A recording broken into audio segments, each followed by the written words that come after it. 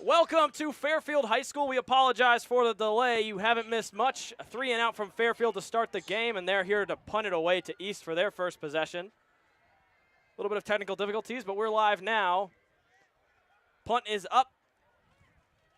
Fielded at about the 25. He'll take it, and he's out at about the 35, and out will come East offense for the first time today.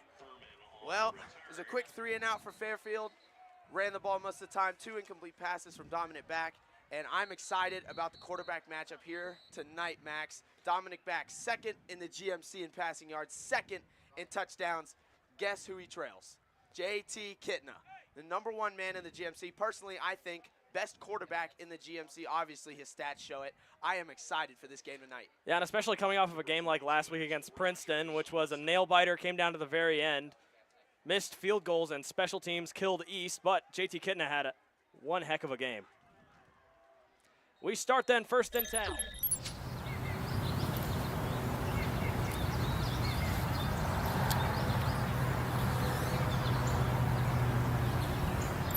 Good block, and he's up past the 50. East loves the screen passes, seen it all year. We talked about it all year. Gets some big yards there. Impressive start for East. They start ahead of the chains by a lot. First down.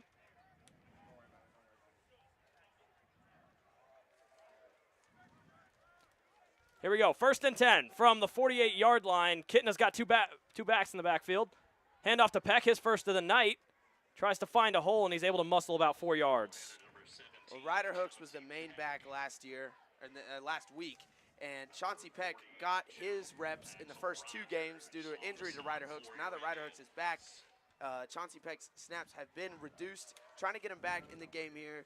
Gives them their first run. And East, big play to start. Big run there, already past the 50. That's what they're going to have to do against Fairfield tonight. They're going to have to score points and keep Fairfield's offense off the field. Yeah, and I think definitely a smart move to maybe play the bigger running back here as Peck gets another handoff to the left side, and he's got a big hole. Trying to make one guy miss, and he's up to the 40. Well, we saw the speed from Chauncey Peck in that Week 2 game against Mason when he had the record-breaking 98-yard touchdown. But he's really a north-south runner. That is what he does. Fullback last year for the team. He will run right over you, run through you. Like I said, north-south, not east-west. But showed it against Mason. Obviously, he's much faster this year. Breaks it outside there. Picks up a good gain for East, and East is moving. Carter Jones subs out here. 3rd down and about an inch. Kitna's lined up under center. Peck still in the backfield. Jumbo formation for East. Takes the snap, fakes the handoff. Looking for someone deep. Kitna will air it out. He's got McFarland in stride and barely overthrown. A little bit surprised they didn't go with the run there. Fairfield's defense not particularly good against the run. West was able to get 7.8 yards a carry last week against them. Fires deep for McFarland just a little bit too far, and I'm not surprised that they're going to try to go for this one. Yeah, I think that was in the game plan. Take a shot on 3rd and about inches, and now 4th and inches. This one should be a run. Expect a keeper by Kitna, and he does. And he's got a hole. He's able to get more than just one. Gets about 5, and they are moving the ball up at about the 31. John Kitna loves to be aggressive, and you see it there. QB sneak on 4th and inches. Gets the first down. Big drive here for East. And a good first drive for East. As you said, they are moving the ball. This Fairfield defense has not had much of an answer yet, and Kitna hasn't really had a chance to air it out yet. He's in the shotgun, though, by himself. Takes the snap. He's got time. Pressure coming. Fires one out there to Carter Jones, who makes the catch. Makes one guy miss. He's still up. He's got room. He's down the sideline. Oh, my goodness. A touchdown to start the game. How did he stay up? Unbelievable how he stayed up there. I thought he was down for sure, but what a way to fight for the touchdown. Wow, an impressive play down the right side. Carter Jones almost had his knee down, but somehow stayed up on 3 limbs there. Can't believe it. And East going to be up 6-0. A little bit of technical difficulties with the scoreboard. We apologize for that, but huge start for East. How about that? So they will line up for the extra point, and Beck, extra points, not something they want to look back on from last week. Absolutely not. Special teams disaster. Kicker catastrophe last week. just trying to get back in the groove this week, put the ball in between the uprights. Fitzstevens' kick, it's up, and it will be good. He stays perfect on extra points, at least on the year. Yeah, I mean, that was the name of the game last week against Princeton. Offensive defense played their hearts out. And special teams, they kind of played like their heart was out of their body. And maybe that's a little bit harsh, but it was really the main reason East lost that game. It was all special teams.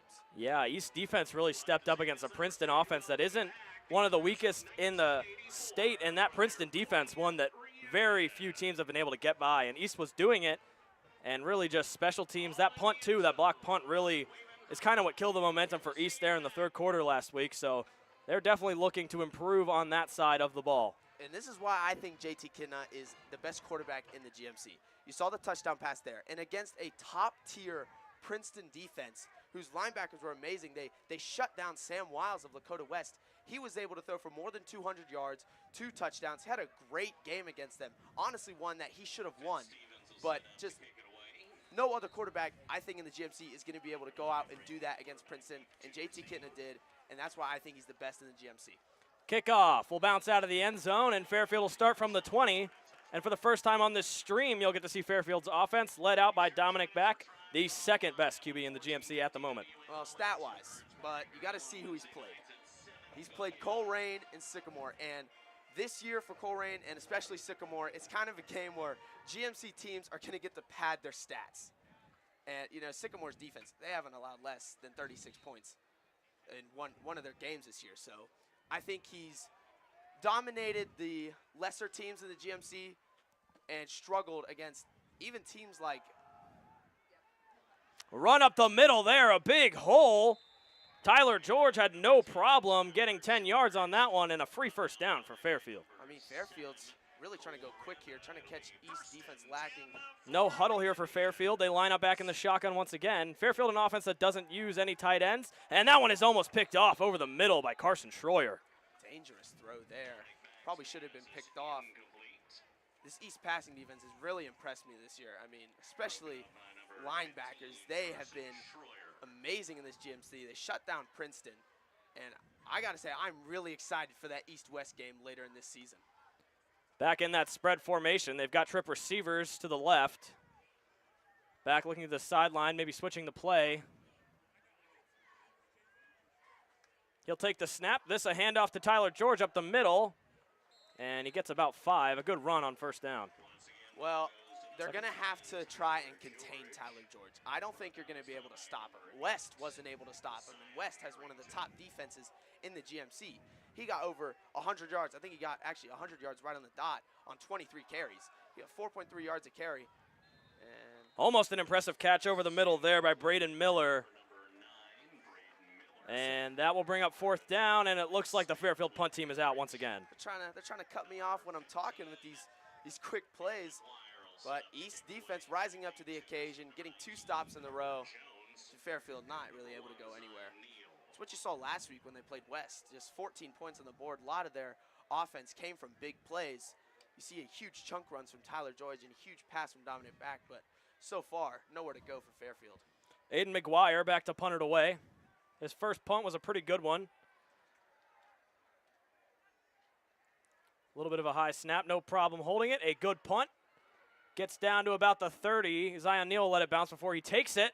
And trying to get away, but a strong tackle there made by Gabe Ross will stop him, and they'll start at the 30-yard line. Well, I always have fun looking at the punters in the GMC. I think punting is a huge facet of high school football. If you have a good punter, your offense is not going to have to worry about as much trying to just get yards, get downfield, so maybe you'll have good punting position. Punters like Fairfield's punter, he punts the ball 42 yards every time, no problem there. East back about where they would be on a kickoff. So East will start from about the 29-yard line.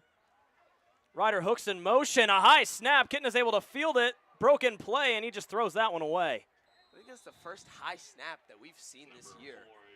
This offensive line has done a great job, just a little bit too high there. Good job from Kitna, able to catch it, throw it away, and avoid the disaster play. Yeah, you mentioned Lakota East offensive line definitely improved from last year. Haven't allowed too many sacks, and Fairfield, a team that has struggled to get any sacks. Yeah, they have 2 on the season. Obviously wanting more here, but against this East line, it's going to be tough. Ryder Hooks, the lone back, out of the single back formation. It is a handoff to Hooks, his first of the night. Tries to get room on the left side. Able to get a lot of room, and he's still up. What a run by Ryder Hooks will get them to the 43-yard line. Every time Ryder Hooks touches the ball, people sit up and pay attention. He always does something there. Gets out about 2 tackles there. Going to pick up a first down, I think. Impressive run by Ryder Hooks on first down. On second down. East has a fresh set to play with. In the shotgun this time. Ryder Hooks still out there. Fairfield backing off, not pressing any of these East receivers. And Zion Neal able to find the soft spot in the zone, tries to break through, but he's stopped after a gain of about 8. I think what you're going to see a lot tonight is East attacking this somewhat weak Fairfield secondary. They've been exposed this year by Wayne, and especially Lakota West. Sam Wiles was able to throw wherever he wanted to, and I think that's what you're going to have to attack if you're this East offense. But you do have Ryder Hooks, you do have Chauncey Peck. I think if you're Fairfield's defense, it's going to be a long night. Yeah, it's going to be a steady balance of run and pass on this East offense, and we've seen so far Fairfield playing back. They don't want to get burned by any of these speedy East receivers. Second and about 3. Kitna takes the snap, fakes the handoff. Pressure coming, he's able to get it up. Shea trying to get underneath it, a lot of contact. And no flag called. I thought for sure he was hit early, but a 3rd and 3 will come up. I thought for sure that was going to be pass interference. Dragged him down before he can get to the ball. I mean, and that's, we were complaining last week about all the penalties that were called. I mean, don't get one there. That would have been huge. Wobbly throw from Kitna. Looked like Shea might have been able to get underneath it, but he was tackled before he could make a play on the ball. 3rd and about 2. Kitna takes it. Handoff up the middle to Ryder Hooks, who powers through no problem for the first down. So they're playing power football, running it with their 2 main backs, and it's working. East moving the ball. Back up about the 45 again. And this defense of Fairfield, pretty young, not a lot of seniors out there, especially on the D line, and we're wondering if maybe that lack of experience will contribute to East being able to run the ball. Carter Jones in motion, getting it by himself in the backfield. Fires one on the screen there. It's McFarland, his first catch of the night, goes for about 10, and they're up to the 30-yard line. McFarland had an amazing game last week against Princeton, didn't he? Touchdown catch, up over 40 yards. He was a key player in that East offense last week, getting a catch here. Yeah, and really kind of his breakout game last week. Week 1, he had a few good catches and obviously a touchdown, but last week it really seemed like he became a key part of that offense.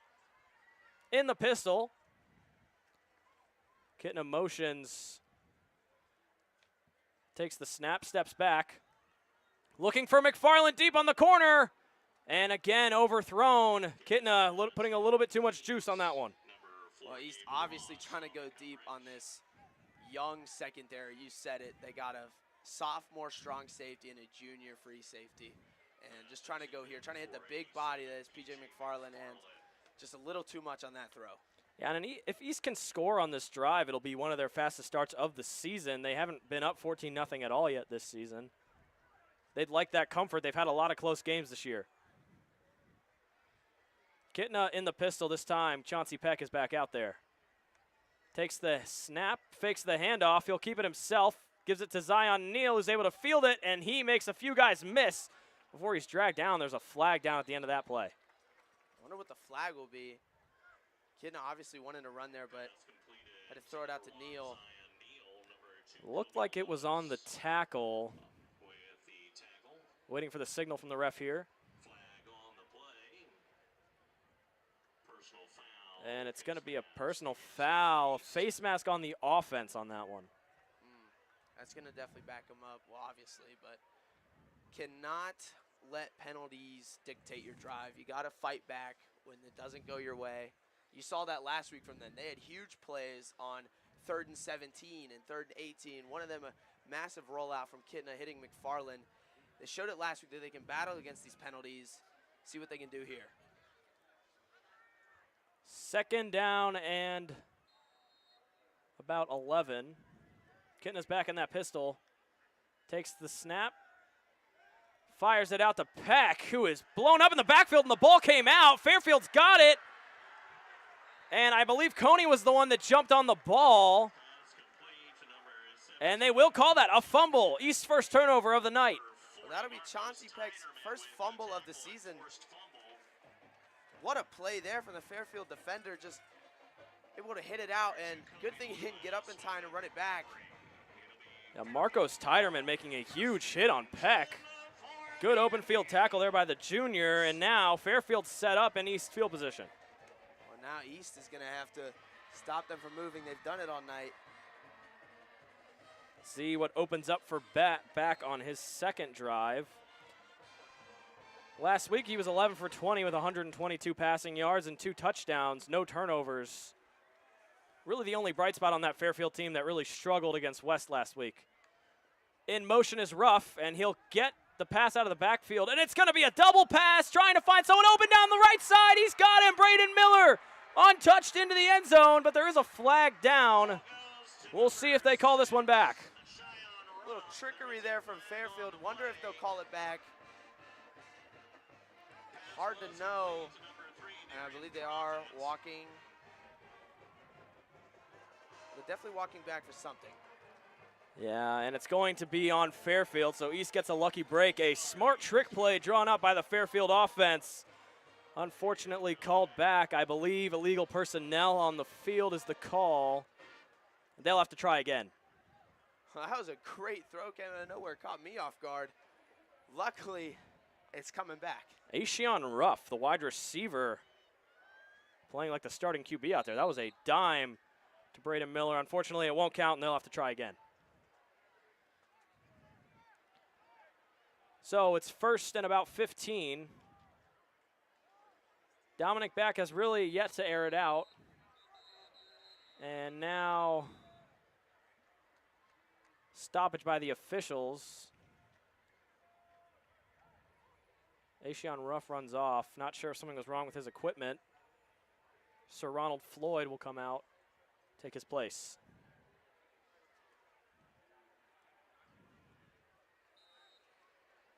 So now set up. Dominic Back in the shotgun. Hand off to Tyler George. He's got a hole on the left side. Makes Cohen Reap miss. And he's up into the secondary before he's taken down. And I believe he has enough for a 1st down. Oh, that's Tyler George. He's going to be running the ball a lot all night. And they're going to go hurry up again. 2nd and very short. Hurry back to the line. They'll go right back to George up the middle. And he's got another hole before he's taken down. And he'll blast through for the 1st. Well, East has done great against the pass. I mean, Fairfield did have the trick play. They went for a touchdown, but it didn't get called back. But they've been great against the pass. Got to stop this run here. Fairfield's going to try to tire them out. Fake handoff to George. Back will air it out over the middle, and a good catch by Darion Profit will give Fairfield another 1st down, and they continue the hurry up. Back in a little bit of a rhythm now. Takes the snap, hands it back off to Tyler George, but that time it's Parker Elam in the backfield. They stop him in his tracks. Parker Elam, 4 sacks on the season, gets right in the backfield there. Trying to hold this Fairfield offense to just a field goal. Fairfield on the right hash. Sir Ronald Floyd is a mile away from the ball right now on the left side. In motion here is Miller. It's a fake handoff. They'll go back to Profit. That time it's overthrown. Good coverage by Zion Jones-Anderson. Good coverage there, but you've seen a couple of missed throws from Dominic back here, just putting it over the head of the receiver, and you see that from JT Kitna too. They're going to have to undercut those throws some more, make the reads. That would have been a huge play. Might have gone for a touchdown, but nothing there. Trying to get East to jump with the fake count. Still in that shotgun formation. And this one a keeper for Dominic back up the middle. And he is stuffed by the East D line, and he's thrown down hard there. And East lucky not to get an unnecessary roughness on that one.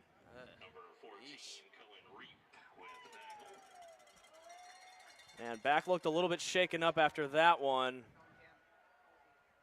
But he is staying out there. Ultimately, he's okay. With that, it's 4th down. Aiden McGuire will try the field goal. We are going to have the Cohen cam on this play. Only a field goal, but you'll see this a couple times tonight. Obviously leading the GMC in tackles, just set that East record last week. The kick is up, and it's good. So Fairfield answers back with 3 of their own. 7-3, the early score. And, man, I got to think if you're Fairfield, you're happy with that drive, able to get it down. Maybe wanted a touchdown, obviously, but ultimately they were able to move on that stingy East defense. It was a little bit up and down turn of events for Fairfield. You get the fumble, almost could run it back, got tackled, though, and then you had the trick play that went for a touchdown that, fortunately for East, got called back. Able to get 3 on the drive. That is huge to answer back. From going from 2 3-and-outs, putting points on the board, keeping this a 1-score game, East offense going to have to answer back now. 3:19 left on the clock in the first. East will try to answer back with points of their own.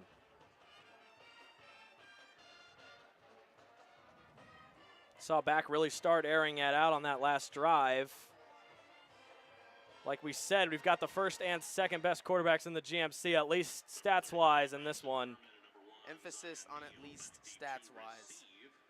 For the Thunderhawks, set to kick it away, number 15, Aiden McGuire.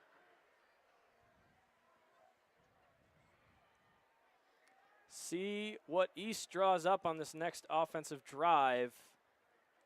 Kitna probably wanted a couple of those throws back from last drive where he just barely missed his receiver over top. Yeah, well, they're trying to be aggressive to come out the gate and just missed on a couple of those throws. And then the turnover last drive by Peck. They'll try to avoid that. Kickoff to Zion Neal. He has the ability to take it out, and he will. Trying to find some room on the right side. He's still up, and a good return will get him out to about the 33-yard line where JT Kitna will come out. Well, I say it every week. Zion Neal is such a dynamic returner. You're going to have to wait. He'll return one of these days. Zion Neal definitely one of the quickest guys on that East offense. Haven't seen him too much yet. He had one catch over on a short curl route earlier. He's setting up shop from about where they fumbled last time. Back in the pistol formation. Ryder Hooks out there this time. Kitna, another bad snap. Able to field it, though. Ryder Hooks trying to find room on the left side. Still fighting that Fairfield linebacker, and he's eventually pushed out of bounds after a gain of about 3. A lot of work for just a few yards. Well, that's twice now. It's been a little bit of a scary snap. Fortunately, no fumble, able to get to the hands of the running back. Takes it for a couple yards. Makes something out of nothing. And Ryder Hooks was just bouncing Ramir Coney off of him on that left side before he was eventually forced out. And really, when you're looking at this Fairfield defense, those 3 linebackers stand out. Ramir Coney, Axel Roger, and Marcos Titerman, really the leaders of that Fairfield defense. We've seen them so far. Snap to Kitna, fakes the handoff. He'll drop back, trying to find Boyer over the middle, and Boyer's got it. A big catch, and he's up past the 45. That's the big playability from Christopher Boyer, number 80, able to reel that one in. Perfect throw from Kitna. East offense is moving once again. And Chris Boyer able to find a soft spot in the zone, maybe exploiting these unexperienced corners. Kitna's throw was good that time. They're definitely trying to get him into a rhythm early here.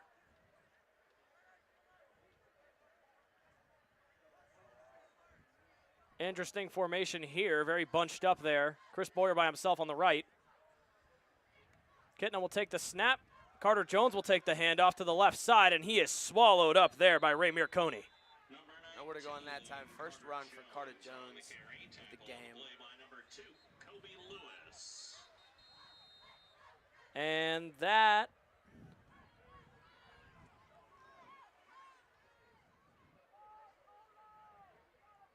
officials will stop the game for a moment. I believe an Indian was banged up at the end of that one. So East will have a second down and about 9. Kitna looks like he got him with the hard count. Gets him at least once a game with that one. That clap, so perfect. able to move East offense forward. And we're seeing a lot of subs come in Fairfield early on that D line, probably trying to find whatever works best for them to shut down these two quick East running backs. 3 if you're counting Carter Jones, who's out there right now with Ryder Hooks. Kitna tried to get him to jump again.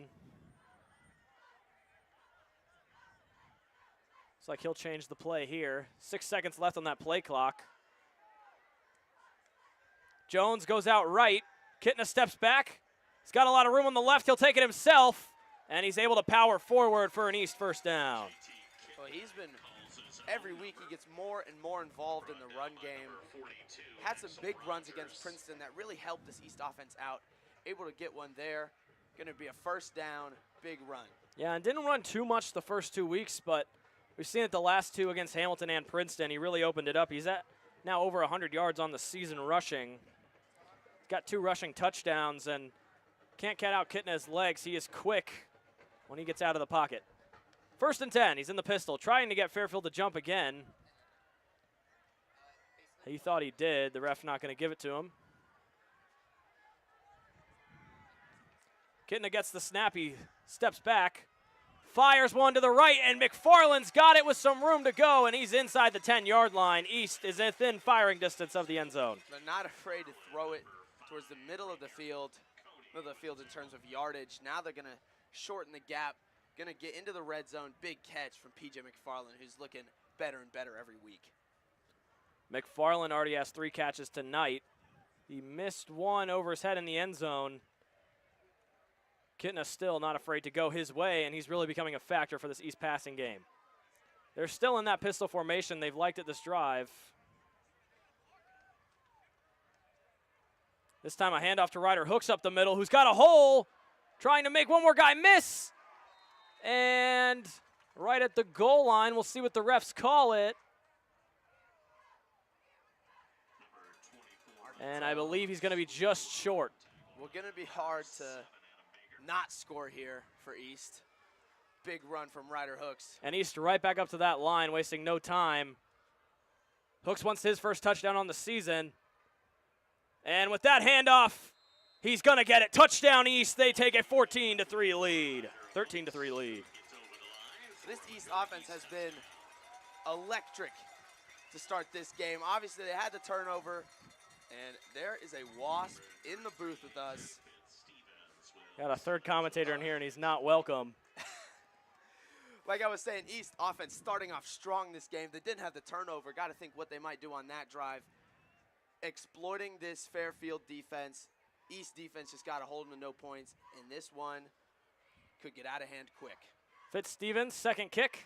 It's up, and it is good. East will take the 14-3 lead, and now Fairfield's got a little bit of a hole to crawl out of. Yeah, now you're down 14-3. Defense not doing you any favors there. Offense going to have to respond with at least a field goal to keep this a one-score ball game. I don't know. It's going to be tough. This East defense is something else this year. Yeah, and East's offense really fired up after a game last week that I think pretty much all of East thought they deserved to win.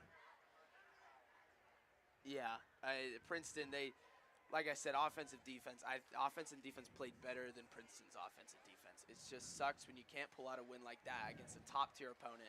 Would have been upset of the week, maybe upset of the year, depending on what happens later in the season, but that would have been a huge momentum boost for East. Obviously, nothing's changed, though. They're back to their old ways, scoring quick, defense getting stops. It's cool to see.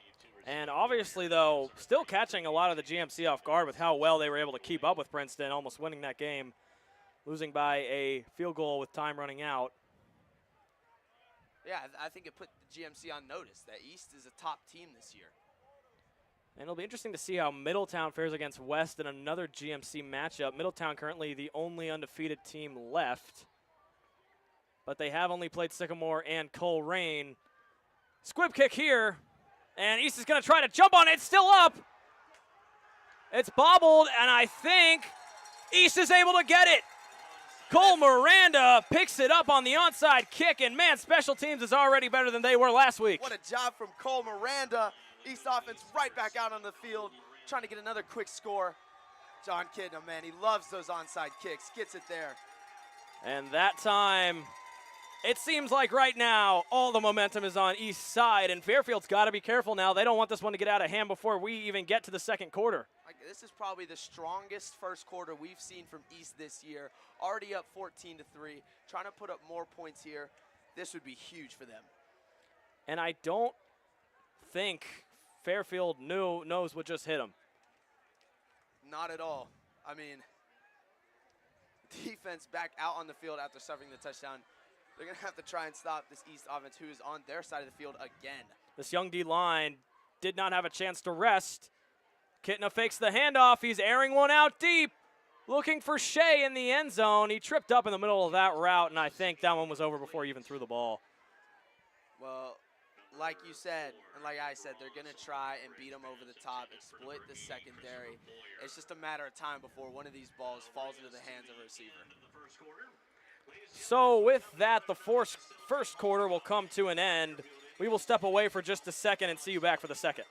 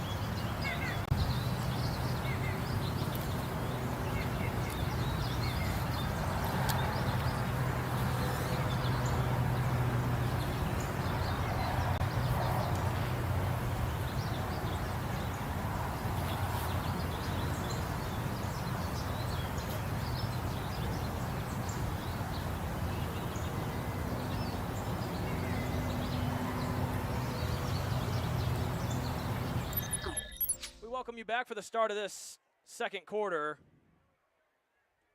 East is moving right now. Kick, Kitna, pressure coming. Somehow Ryder Hooks was able to grab that with one hand. He's got room on the left side, and he got us a first down and a whole lot more. What a catch from Ryder Hooks. Big first down for East, and they're moving again. Man, that was an impressive catch by Ryder Hooks. Odell Beckham-esque. I don't know about all that.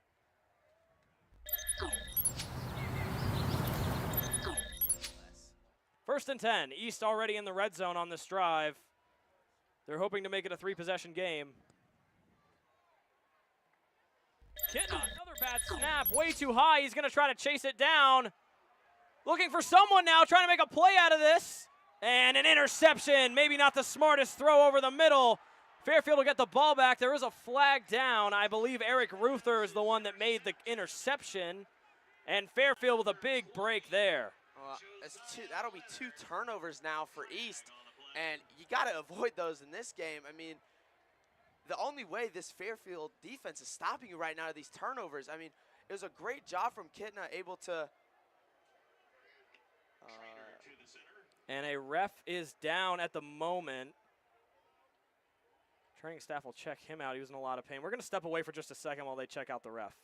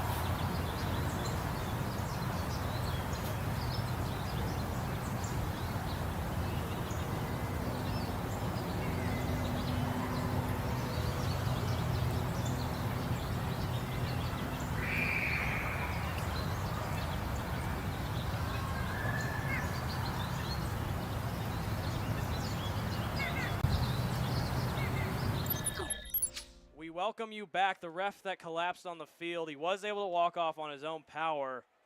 Good to see him walking off. Never want to see one of the officials go down. And that last play right before that was an interception thrown by Kitna, where I believe he was just trying to do too much on that one.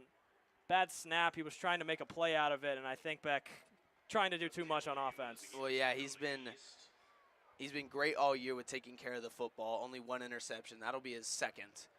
And honestly, just a not smart play. And I think the penalty on the later part of that play will be on East. Yeah, I think Ball's a little bit of extra curricular. So, after all that confusion, Dominic Back will take his offense back on the field. He's by himself in the backfield. Motions Braden Miller across the field. Takes the snap. It'll be a screen to Miller. That's way too short. Not even a chance for that one to develop. I've seen that once or twice in this game where just the screen pass has not gotten there. Not quite sure what's happening. Could be a problem with the ball or just not getting it there. Not quite sure, but loss of a play there. Slight mistake there by Dominic Back. Brings up a 2nd and 10. This time he'll hand it off up the middle to Tyler George, who powers through for about 8 yards. Oh, that's how Fairfield has been able to move the ball when they've been on offenses, through Tyler George, and you're not surprised to see him run the ball a lot this game.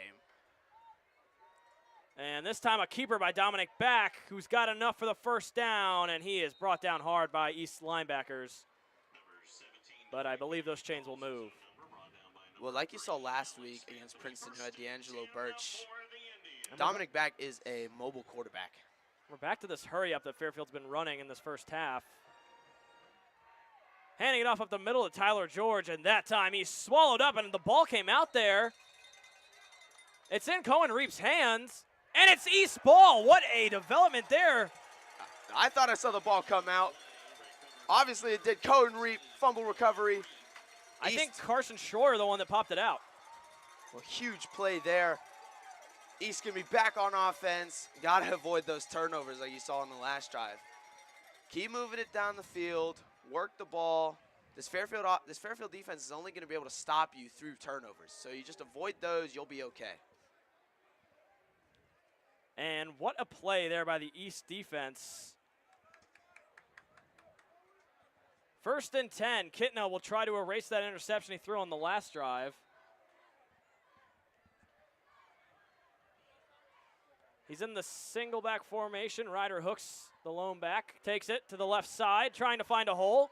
Makes one guy miss. He's into the secondary, still up, pushing forward, and I think he might be just a yard short of that first down marker. What a job from this offensive line to move that Fairfield front back 5 yards.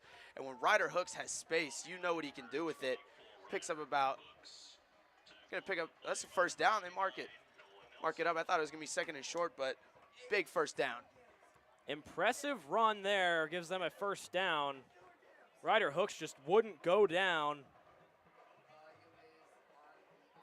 East driving once more. Kitna still under center. We don't see it a lot, but they like the run game right now. They're sticking to it. Another handoff to Ryder Hooks on the left side. Makes the first linebacker miss, and he's down out of bounds after a gain of about 5. Well, they're shying away from the pass. You've seen a couple of bad snaps from the center. Trying to get him back in rhythm, going under center, running the ball. You're going to pick up yards every time you put it in Ryder Hook's hands. So East continuing to stay ahead of the sticks, and Ryder Hooks continues to stay out there on the field. It's been working, so why shy away from it? Maybe trying to open up some play action for Chris Boyer, who's by himself on the right side. Handoff up the middle to Ryder Hooks. Gets out of the first wave of tacklers, but he's ultimately brought down there. Chance Armstrong, I believe, on the stop. That's going to bring up 3rd down here, and a spot where it'd be really tough for your kicker, and it's even tougher now that they have no momentum. Special teams has no momentum right now. I don't think I would have the confidence to send kicking team out here. Not at the 30, so big 3rd down here for East. Have to pick this one up. Yeah, this one definitely go for it territory. 3rd and about 6. Kitna takes the handoff, fakes the handoff. Trying to get away from the blitzers. Kitna still up, trying to find someone, airs it out, and he's got Chris Boyer. What a play. He came back to the ball, and he's got enough for a first down. Kitna showing his mobility back there in the backfield. It's like he rolls out on every play, and it works. Shakes two defenders, shakes 2 sacks from defenders, and finds Chris Boyer right across the middle of the field, and you got a big target like that. How can you not find him and throw him the ball? Heads up play by Chris Boyer to see Kitna in trouble and get in the open space. East's got a new fresh set of downs. They're back under center. Fakes the handoff to Hooks. He rolls out left. He's got it to McFarland. McFarland's got some green ahead of him, and he's taken down at about the 8-yard line. Impressive play by East, and they get another set of downs. Well, that's an impressive open field tackle from Gabe Ross, able to take down the huge tight end that is P.J. McFarland. If he's able to shake down, probably would have gone for a touchdown nonetheless. Big play for number 87. So Kitna back in a rhythm after that interception. There was a penalty, though, on that play, and it will back East up. I believe it was holding on that O-line. Well, that's unfortunate, but not a huge, well, obviously it's not great for East, but I don't think it's going to be a huge issue. The way they've been moving the ball on this drive, I think they're going to easily bounce back here, get another big play. They'll replay the first down from about the 23-yard line. It'll be 1st and 13. A lot of East receivers out there right now. Derek Williams, Zion Neal, and Chris Boyer, the top 3, as well as Ryder Hooks in the backfield by himself. Kitna will hand it off to Ryder Hooks, trying to find some room on the left side. He bounces back in, and he muscles his way for about 2. It'll bring a 2nd and 11 up. Well, Fairfield's doing a good job of containing Ryder Hooks, not letting him get into open space. He'll make guys miss, and he'll run through people. But when you got 3 guys there, he's not going to get through all of them. Only picks up a couple there, and that's kind of what you've seen all night. Yeah, Ryder Hooks really been able to stay ahead of the sticks in this one. The O-line doing a good job of getting him room to run. Kitna down now on 2nd and 11, fakes the handoff, steps back, fires one to the end zone, and over the head of Carter Jones. Kitna not been able to get those deep passes to fall for him. You're not quite sure what's going on with the deep ball in this one. Not hitting on a lot of those throws. You saw last week, he had a beautiful throw to Zion Neal, corner of the end zone to put East ahead against Princeton. And they're kind of running a little bit of a hurry up right now. Kitna back under center, fakes the handoff, rolling out right. He's got McFarland in the flat. McFarland's got room. He's got the first down, and he's got the corner, and he will walk into the end zone untouched. Another touchdown for East, and they are now up by 3 possessions. What a block from Zion Neal. He stonewalled his man. McFarland just had to walk into the end zone. Beautiful block there on John Abramson on the right side. And that is textbook. McFarland had no one even lay a finger on him as he strolled in there. Fitzstevens lines up for his 3rd extra point of the night. After what was a disaster last week, he's 2 for 2 today. But getting back in that groove, got to make these extra points here. Yeah, and it seems like that close loss, there's 2 things you can do with that if you're a team. You can let it get to you, or you can use it as motivation. It seems like East is using it as motivation in this first half today. Well said, 100% with that one. I mean, yeah, a little bit worried that East might be deflated after that close loss to Princeton, but obviously not. Going into Fairfield and putting on a show right now on offense. Just got to avoid those turnovers, and they'd be playing perfectly right now. Yeah, aside from those few turnovers, and you think, what would this score be if those turnovers wouldn't have happened? This one might even be more out of hand. Fairfield has to answer back quick if they want to even have a chance at staying in this one right now. And red zone defense is a huge thing. And well, obviously it's a huge thing, but a lot of the times you see East get down the field and their drives would almost fall flat a little bit. Not here. They've been playing amazing red zone offense. Got Ryder Hooks his first touchdown of the year. And the short passes for Kitna are opening up, and they're having huge plays down here in the red zone. So yeah, we talked about the quarterback matchup coming into this one, and Kitna seems like he is leagues ahead of Dominic Beck so far. Really just airing it out and finding the open guy. A few missed deep passes, but overall, he's been able to find the open guys, and it's led to 2 passing touchdowns already. He's played an amazing game, apart from that interception, where I think he was trying to do too much. It's been fun to watch. And right now, in the QB battle between JT Kitna and Dominic Back, I, without a doubt, would say JT Kitna is winning this one. We'll see what the special teams draws up. They tried an onside kick and got it the last time. Fitzstevens lines up again. This time it's a normal kickoff. They'll let it bounce. It's going to bounce out of bounds. That a flag, and it will set up Fairfield with good field position. Well, that would have been big if it were to stay in bounds, but Fairfield going to have good field position now. Got to try and work the ball downfield against this East defense who has shut them down. Their only points coming from on a turnover in their side of the field, and even on that drive, they weren't able to move the ball well. Going to have to find something here to try to get this offense clicking. Yeah, and it's been interesting for me at least to see this Fairfield offense. They've continued to just try throwing the ball when really it seems like whenever Tyler George gets those runs, he's averaging 4 or 5 yards a carry. You wonder why they're shying away from the run in this one if he's being so effective on the ground. Yeah, I'm a little confused why they're not going to him on almost every play. I mean, Dominic Backus had some struggles even throwing screen passes, and Tyler George has been, like you said, 4 or 5 yards every run. That another screen pass to the left. He's able to make one guy miss. Ruff is out into the open field, and he's past the 50. A big first down. Fairfield finally gets those chains to move. East secondary has been very effective on not allowing the big play downfield. Fakes the handoff, fakes the screen. Back, airs one up deep, and just overthrows his favorite receiver, Braden Miller there. 2nd and 10 coming up. It looked like a very similarly designed play, but the screen pass was not open there. Had to throw it deep, a little bit overthrown. Back on this hurry up again. 2nd and 10, this time a handoff to George. He's got a lot of room. There's a flag at the end of the play. I believe it might be a face mask on East. I think you're right on that one, Max. And now all of a sudden, this penalty is going to give Fairfield great field position.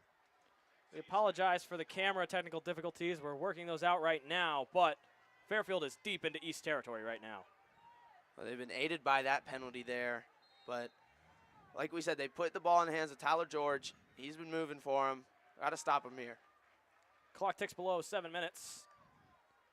Back, handoff to George again up the middle. He's able to break away from the first wave of linebackers. He's got room. It's a foot race, and he's in. Tyler George, his first of the night, and Fairfield has taken this lead down to 11. Well, what a way to respond for this from this Fairfield offense.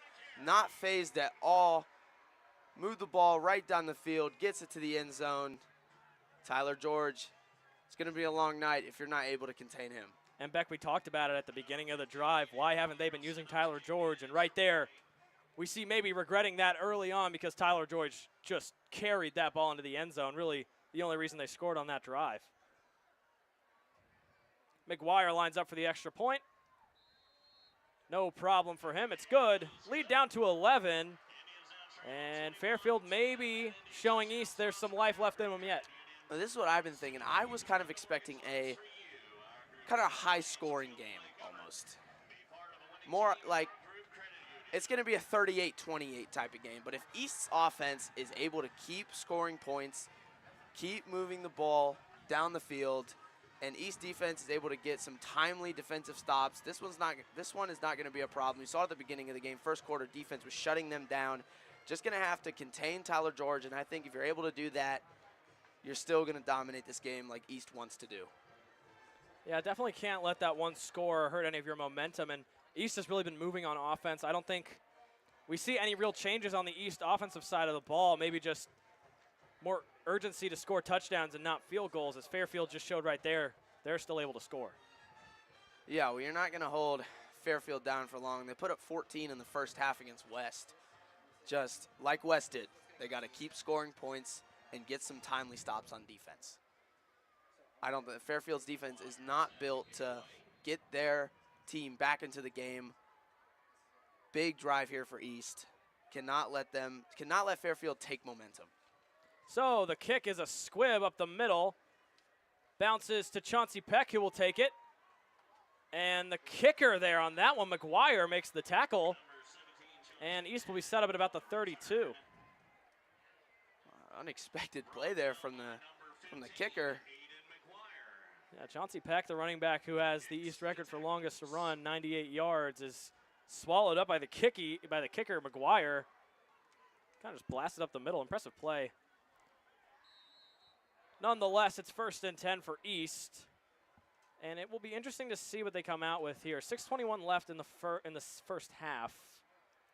They've done a good job of moving the ball aside from those turnovers. And we'll see if they continue to air it out here. Yeah, they've gone deep a lot in this first half, and none of it's been working. But when they've gone to the middle and they've gone short, it has been working. So you got to keep doing that. I say shy away from the deep balls. That time a flag, a false start on the East offense, their first of the game. We'll push them back 5. Well, you gotta stop throwing deep balls. It's not working, and you're having success running the ball. You're having success throwing in the middle, short. See what they do here. Under center, Kitna now on 1st and 15. Handoff to Ryder Hooks on the counter. Trying to get around the linebacker, and he does. And a good run by Ryder Hooks gets about 6 yards. 2nd and 9 coming up, and he's able to get back those yards they lost on the penalty. I mean, Ryder Hooks, he runs all over the compass. North, south, east, west. He'll run everywhere. Showing it there, picks up 5. Not going to be about 2nd and 9, 2nd and 10 territory. An impressive play there, running around Ramir Coney on the right side.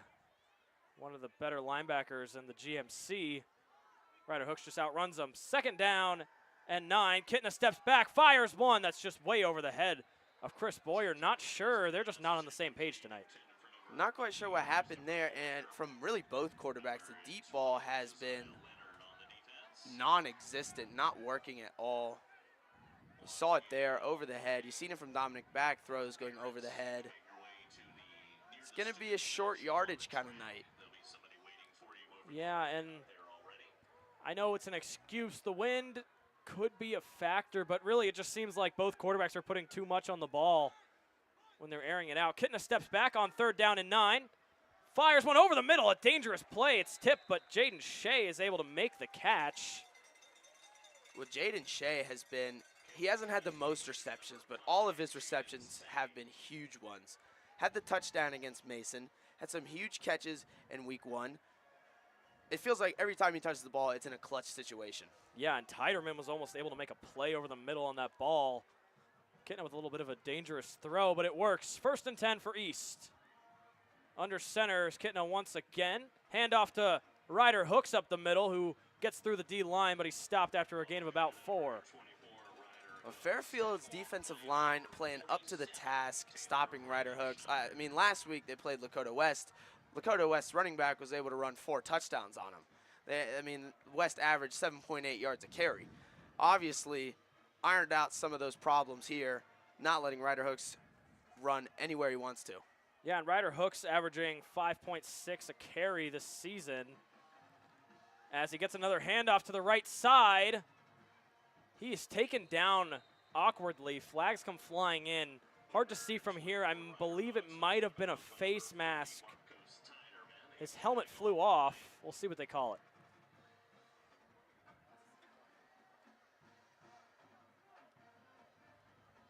Not quite sure. Ryder Hooks' helmet is still off. And I believe Ryder Hooks has to come off for a play since his helmet flew off. So Chauncey Peck is back out there. And East is moving the sticks. It was a face mask. I believe they grabbed him around the back of the helmet.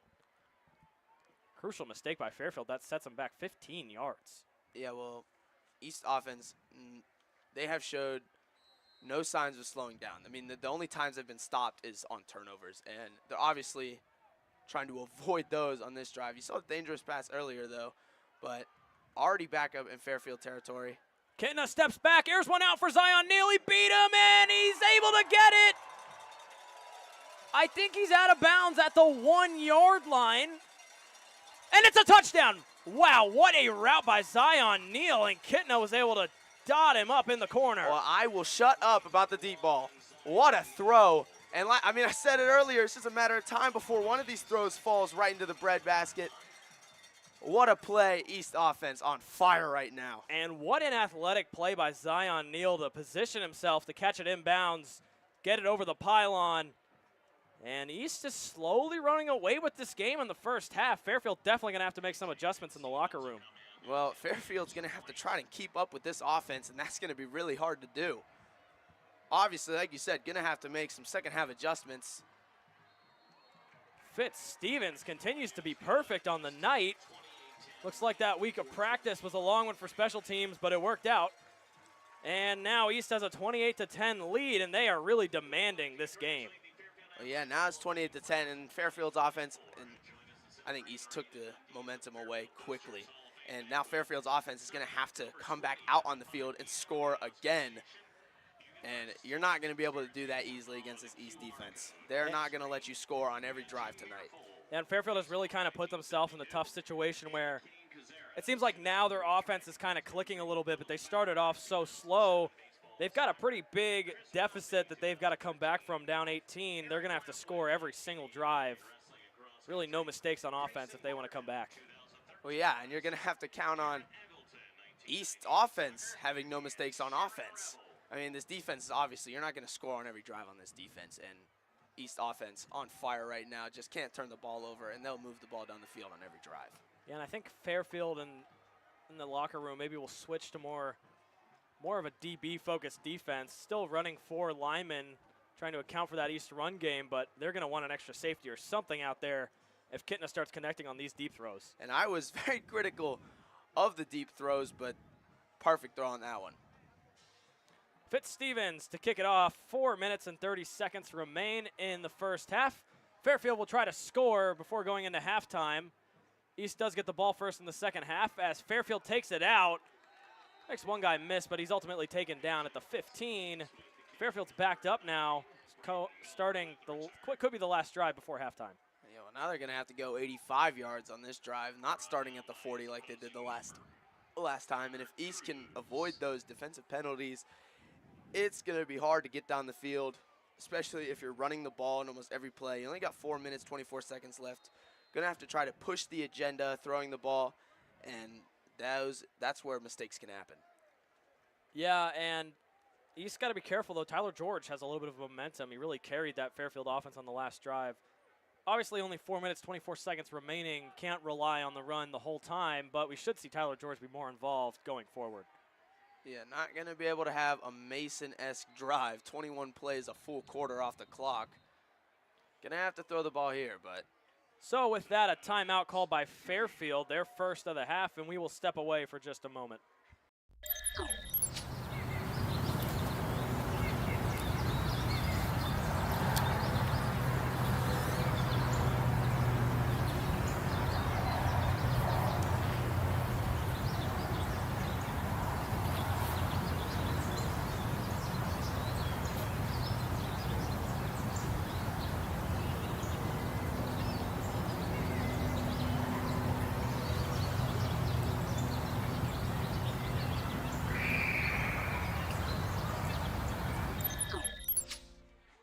We welcome you back. It's like camera trouble. Fairfield's backed up at their own 15 right now, 1st and 10. Their first drive after the East touchdown pass to Zion Neal, and a drop pass on the right side to Ruff. That's a big miss. I mean, yeah, it finally got that screen pass, that throw to get there, but just a drop. Receiver disgusted with himself on that one. Cable came unplugged there for the camera, but we are back. 2nd down and 10 after what was just a mental mistake there by the receiver on a routine screen pass. Handoff here to George, and wow, he is stuffed in the middle. Parker Elam let him get nowhere. Well, Parker Elam's been a little bit quiet on this defense, not in terms of, I'm talking in terms of stats. He doesn't explode the stat line. He does have 3 sacks on the season, but he is a main force in that front line for East. He's in almost every play, working his absolute hardest, and he's been one of the guys that's made this East defensive line really step up this year. Yeah, and I think what we're seeing, Parker Elam used to playing D-end. He's moved into D-tackle right now, and he's been in on a couple run plays. Strong defensive tackle. 3rd down and 10. Steps back, Back trying to find someone, gets it to the right. A strong tackle by Chetney, and I think he's short of the first down. That's a huge open field tackle. Did not let him escape there, swung him out of bounds. And that's going to bring up third down. That's fourth down. That's fourth. Punt team. 3:20 left in the game, but you are so backed up in the first half, 3:20 left. You're so backed up, I don't think you can afford to turn the ball over on downs. And there's about 50 Fairfield players on the field right now. I could not tell you what they're doing right now. I think the punt team is coming out. Well, you got about 3 minutes and 20 seconds, this East offense, and that's definitely going to be enough time for them to score. They've moved the ball. Didn't want a timeout there. Yeah, Kitna runs down, calling a timeout. Maybe a personnel change coming for East. We'll step away for just a second.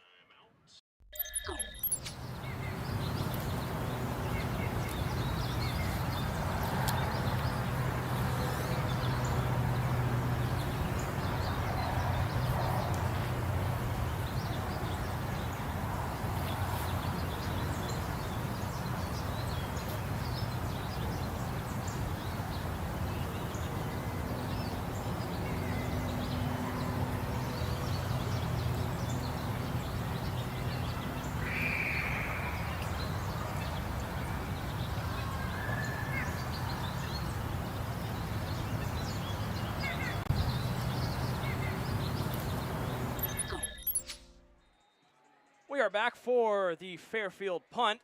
Kitna motion for a timeout there. 3:20 left in the second quarter. Enough time for East maybe to put a few more points on the board. And remember, they're getting the ball first in the second half. Interesting punt formation here. Yeah, very spread out. We saw it already. I think just trying to play it safe as the punt goes up. Further back, Carter Jones able to field it at about the 30. He's got some room on the right side. Cuts it back to the other side. Makes a guy miss in the middle. What a return by Carter Jones. He's past midfield. And, I mean, now East, obviously they're going to have no troubles with time. They could probably move this ball down the field in 1 minute. But now you're on Fairfield's side of the field. Now it just makes it so much easier for your offense. And he's trying to put up more points on the board before halftime. Maybe they're going to try to make this the last drive of the half, or they're going to be aggressive, go for the big play, score quick, get another stop maybe. The way this East offense is playing, they want to be out on the field all the time. So Kitna strolls back onto the field. He is in the zone right now after that 30-yard touchdown pass to Zion Neal. He's been under center most of this first half after the few missed snaps. He gives it to McFarland in the flat. McFarland's got a lot of room, and he's taken down after a first down. They are inside the 35-yard line. Well, the flat route has been open to Kitna, open to McFarland, I think. Yeah, we've got a Fairfield Indian down on the sideline. We'll step away as they check him out.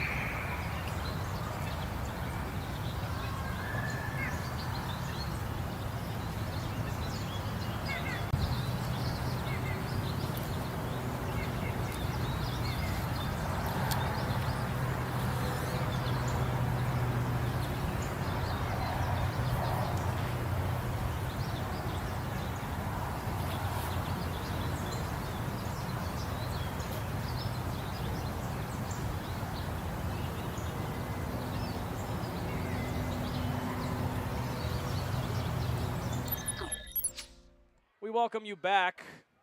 Fairfield player banged up on the right side. I believe it was Traore. But we are back for 2 minutes and 57 seconds of football in this first half. Well, Fairfield's defense is going to have to figure something out to stop this East offense. The only time, I've said it multiple times now, the only times they've been able to stop them is off turnovers. And that is not going to cut it for you later in the game when East could be up by multiple touchdowns. They're not going to be aggressive. They're going to have to find a way to get stops and force third downs. And they are still working on him there on the right side. But he is sitting up now. I believe he injured his leg. And it'll be interesting to see what East draws up here as they motion him back over to the sideline while they continue to work on him. We apologize. We'll step away for just another second.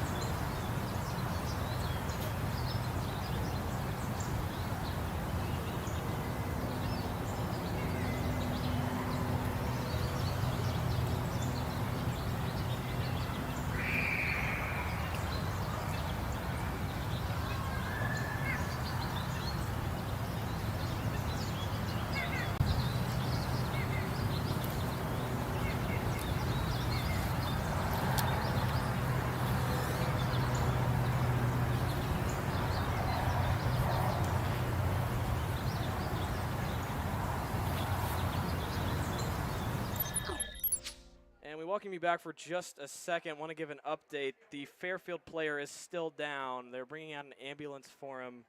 He is moving. I believe it was a head or neck injury. So while they continue to work on him, we will step away once again.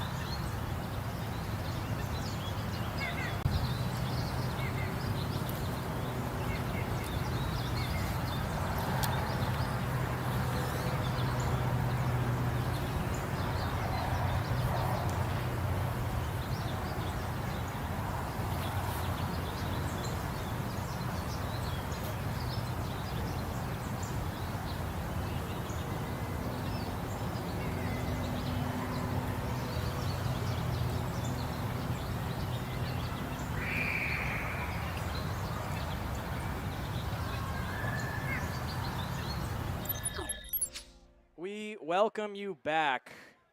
Unsure which Fairfield defender went down. He was carried off on a backboard.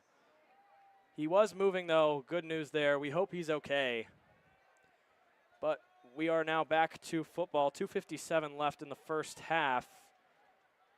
Kitna under center. Handoff to the left by Ryder Hooks, who's got a big hole. And he gets about 9. But trying to get Ryder Hooks more carries and getting him more into the game. He's been stuffed on a lot of these runs, nowhere to go. But that time, big run there, just trying to get more carries like that. And obviously never want to see a Fairfield or any player go down like that in high school. But football does go on. As a handoff to the left, Ryder Hooks has got room. He's got the first down. And East is moving as time ticks down in the second quarter. And this is normally a spot where East offense, like I said earlier, they would kind of get flat. But this game, they've done none of that here in the red zone. Gonna see what Kitna can draw up here. They had the rushing touchdown earlier when they got to the 1 from Ryder Hooks, and they were running the ball well in this drive, but Kitna already has 3 touchdown passes. Kitna has looked great so far, aside from one silly interception that he threw, trying to do too much. 1st and 10, another handoff to Ryder Hooks. They continue to feed him, but that time Fairfield has an answer, only 2 yards on that run. For the first time on this drive, Hooks has really been stopped. And time is ticking. Well, not really. 2 minutes, 20 seconds. Wonder if they're going to try and slow it down, make this the last drive of the game. Last drive of the half. Drive of the half. Apologize.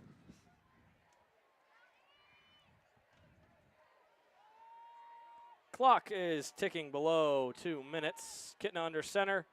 Fakes the handoff. He's got Neal in the flat. Neal going to try to make the corner miss. And he's still up fighting. Strong run by Neal after the catch. Gets him down to about the 5-yard line. Well, that flat route has been open all night. You've seen it from McFarland.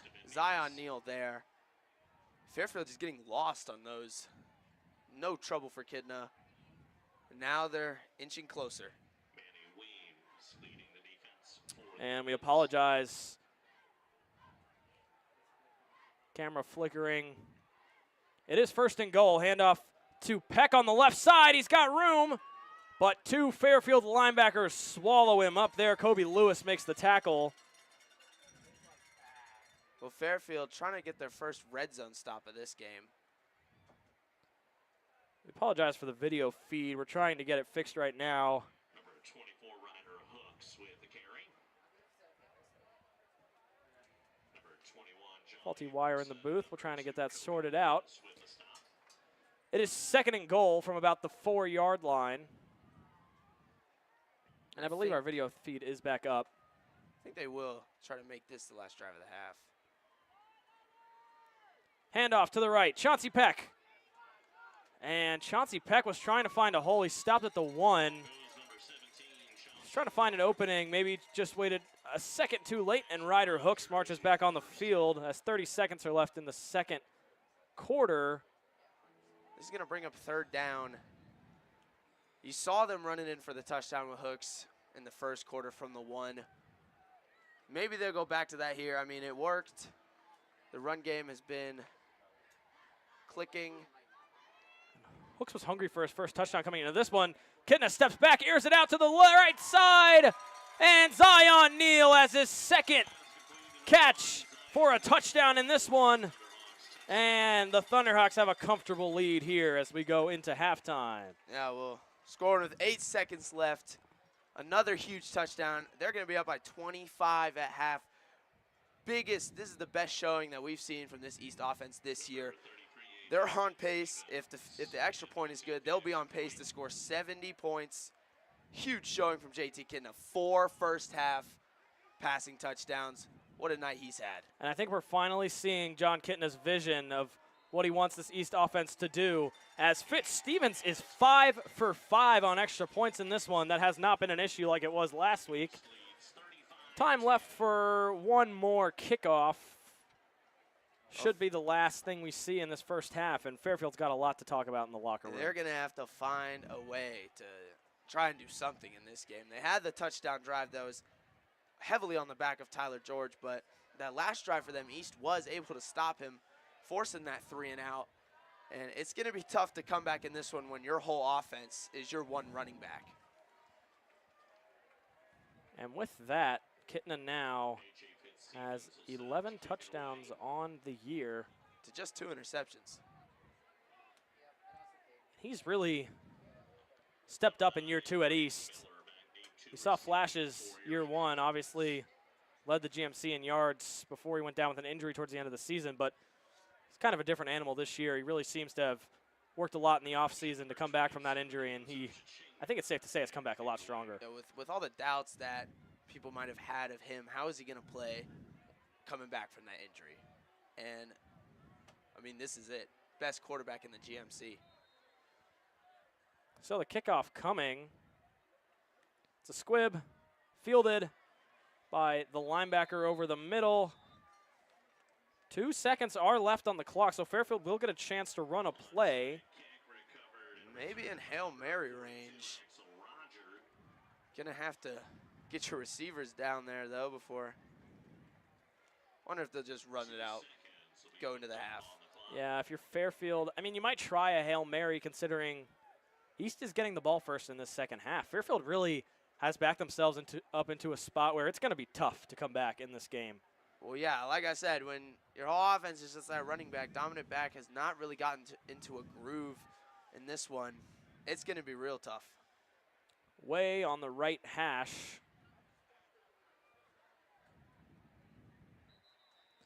Two seconds left in the second quarter.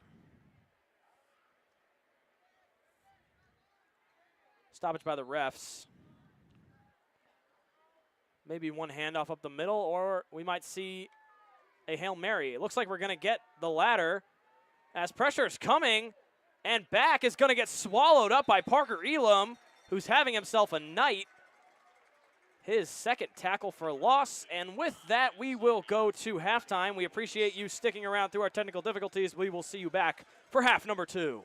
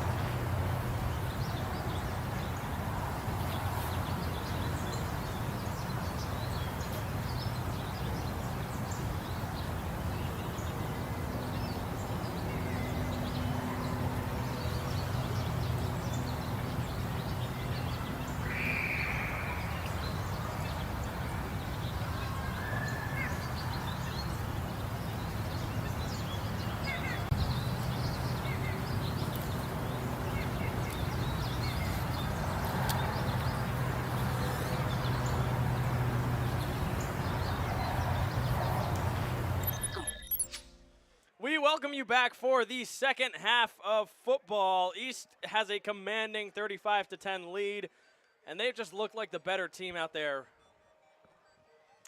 So while we have a second before the second half kickoff, we will look at the scores around the GMC. Pretty interesting, a lot of lopsided matchups. Lakota West proving Middletown that they are kind of posers out there at undefeated in the GMC. Lakota West currently beating them down 34-0. Yeah, well, we both said it talking about the game before the week that Middletown, they're not as good as their record says they are. They should not be top. They should not be top in the GMC. Well, of course, you have to when you're 4-0, but they're not going to finish there at the end of the season. West dominating them right now. And we move on to Princeton at Mason. Obviously, East just lost that heartbreaking loss to Princeton, but Princeton is currently up 30-0 against Mason. I mean, and it's funny because East somewhat struggled against Mason.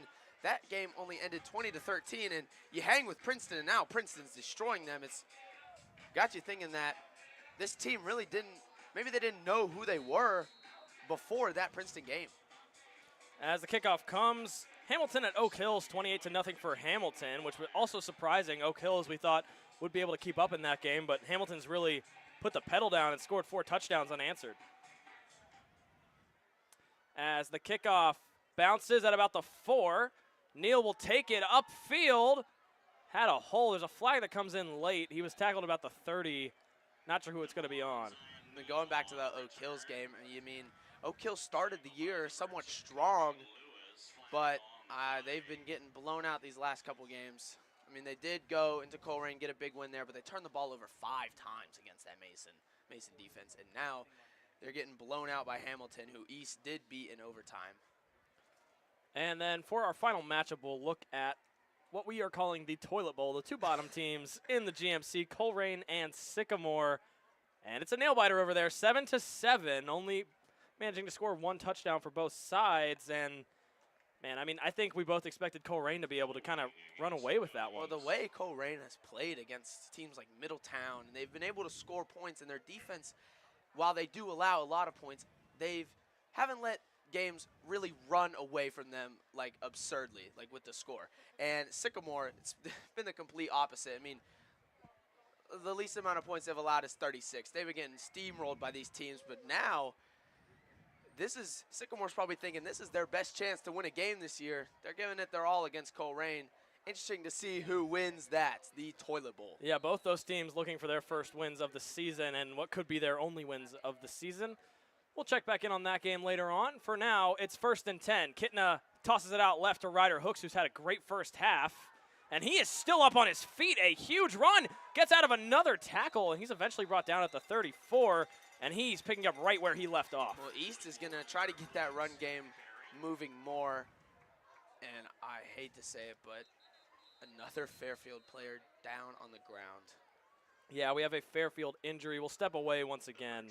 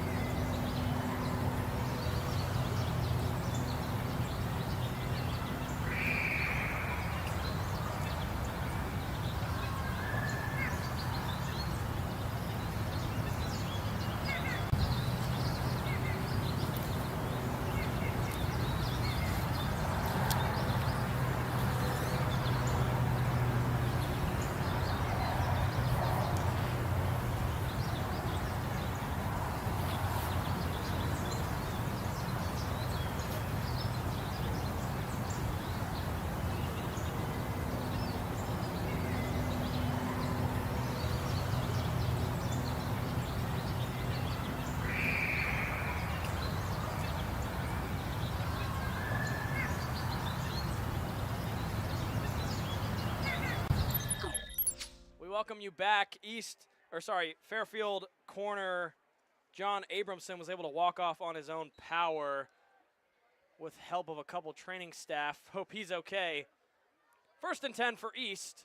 Powerful run by Ryder Hooks. Fake handoff by Kitna. They continue to air it out. Kitna will fire one deep to Jaden Shea, and he's got it in stride. It's a foot race, and he's not going to be caught. Jaden Shea. Oh my goodness, Kitna's 5th passing touchdown on the day. And not slowing down at all. You thought maybe they would come out of this half, try and just slow the game down, take off all the clock. You're already up big. But what a throw. And those deep balls, he missed them in the first half. Not a miss there. I mean, Jaden Shea did have to slow down a little bit, but what a catch. And able to pick up speed, get into the end zone. Huge play. Perfect execution. And you mentioned earlier, Jaden Shea not having the most receptions on the team, but those that he does get, they count. Big plays. Every time he touches the ball, it's a huge play. You see it there. Believe that was a 40-yard pass in the air and a 60-yard touchdown overall. Fitzstevens has been perfect, and he continues to be perfect. That one good. Well, what a start.